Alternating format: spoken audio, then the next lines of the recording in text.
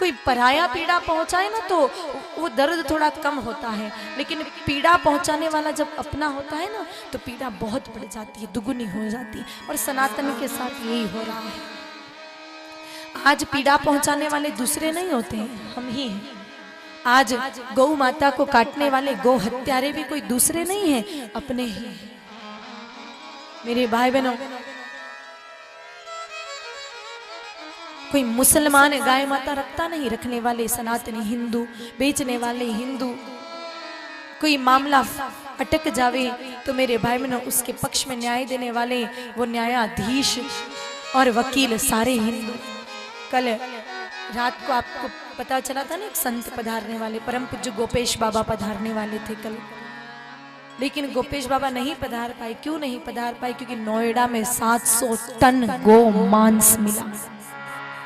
700 ton, जिसमें से 300 ton बाबा ने डिस्ट्रॉय करा दिया, गड्ढे खोद करके गोमांस को नष्ट करा दिया।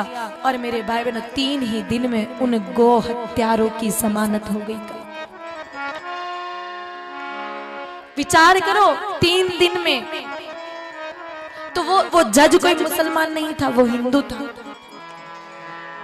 मेरे भाई बहनों, जिन्होंने उन पर केस इतना कमजोर बनाया, वो पुलिस कोई मुसलमान नहीं थी, वो हिंदू ही थी।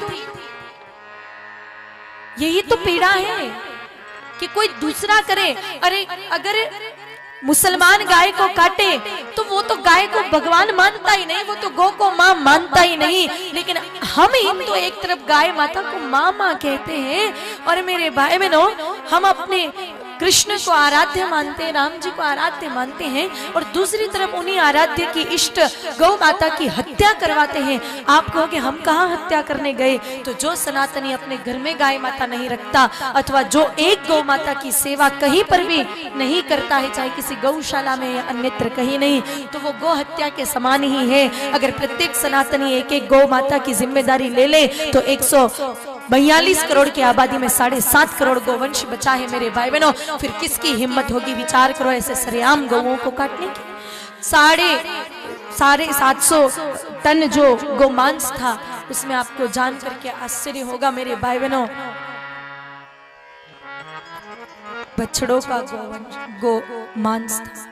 और इतना गोमांस इकट्ठा करने के लिए एक अनुमान लगाया जा रहा है कि कम से कम 10,000 बछड़ों को मारा होगा, तब जाकर के ये मांस इकट्ठा किया। हम ये विचार कर रहे हैं कि कलयुग में कृष्ण जी आएंगे, क्या लेने आएंगे इस देश में जहां सरेआम उनकी गैया कट रही है? किस भाव से आएंगे ठाकुर जी इस देश में? मेरे भाई बहनों, जिन गाय माता के लिए कन्हैया इस धरती पर पधारे, सरेआम मेरे भाई बहनों जो गो हत्या हम करवा रहे हैं,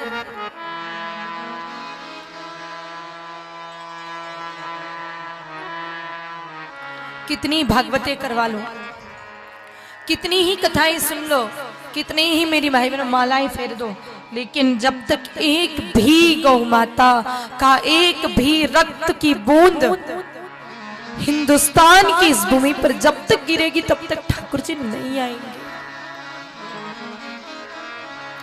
ठाकुर जी नहीं आएंगे। केवल नाच करके और वृंदावन से चले जाओ ऐसा मत करना। ठाकुर जी की नगरी में आए हो ना, तो उनकी पीड़ा समझिए। आज तो ठाकुर जी भी पीड़ित हैं, हमारे कन्हैया भी प्रसन्न नहीं है। आज तो खुद कन्हैया प्रसन्न जब नहीं है, वो भी पीड़ित हैं, तो हम कहां से प्रसन्न रह सकते हैं? मेरे भाई बहनों विचार करिए। एक एक गौ माता की जिम्मेदारी लीजिए, एक एक गौ माता की सेवा की जिम्मेदारी लीजिए। कथा सुन के नाच नचाकर हम चले जाते हैं अपने घरों में, और अपनी ही जीवन में इतने व्यस्त हो जाते हैं कि हमें पता ही नहीं कि इस देश में क्या चल रहा है। मेरे भाई बहनों, कल जो सेवादार आए थे ना बाबा के, गोपेश बाबा के, बोल रहे थे दीदी इतने दिन हो गए बाबा सोए भी नहीं है, रात को दिन रात उस केस में लगे हुए हैं। तो देश के हमारे साधु संत इतना प्रयास कर रहे हैं, अरे क्या पड़ी है इनको, बैठे बैठे राम क्यों नहीं भजते ये आश्रमों में? क्यों मालाएं नहीं जपते, क्यों इतना प्रयास कर रहे हैं, अपने प्राणों को हथेली पे लेकर के भाग रहे हैं, दौड़ रहे हैं गौ माता के लिए। और हम, मेरे भाई बहनों, आप आश्चर्य करेंगे कि इतनी बड़ी घटना हुई, टनों में जब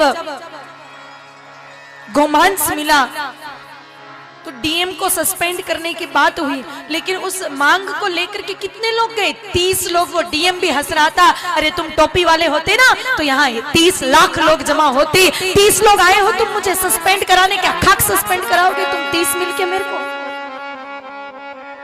ये तो हमारी हालत है मेरे भाई बहनों। जब असल में धर्म की बात आती है तब हम पीछे हो जाते हैं। क्यों जब आपके घर में जब नेताजी वोट लेने आते हैं तब आप क्यों उनसे नहीं कहते कि हमारे देश में गौ हत्या को लेकर कोई कानून बनाओ? जब डेमोक्रेसी है हिंदुस्तान में, जब लोकतंत्र है, जब प्रजा ही सब कुछ है, तो क्यों प्रजा ऐसे आज गूंगी बहरी होकर के बैठी है? किस चीज का इंतजार कर रहे हो आप? एक दिन की 80,000 गौ माताएं देश में कट रही हैं, अब और कौन सा पाप बड़ा हो उसका इंतजार आप कर रहे हो? और कब आप जगोगे मेरे भाई बहनों? एक तो कुंभकर्ण था जो 6 महीने में कम से कम एक बार जगता था। आज सनातनियों की स्थिति तो उन कुंभकर्णों से भी गई बीती है, कुंभकर्ण से भी गए बीते हैं। आजादी का पहला आदेश होना चाहिए था हिंदुस्तान में गौ हत्या बंद हो। 75 साल हो गए, चंद रुपयों के लालच में वोट दे देते हैं, लेकिन किसी से ये डिमांड नहीं करते कि हमारे देश में जब तक कोई गौ हत्या बंदी का कानून नहीं लाएगा तब तक हम वोट नहीं देंगे। हम आपके पास, हम तो कोई वोट देने जाते नहीं, लेकिन आपके पास तो सबसे बड़ा हथियार है वोट। मेरे भाई बहनों, थोड़ा जागृत होइए, थोड़ा उन नेताओं के दिमाग में बात डालिए कि गौ माता की हत्या हो रही है।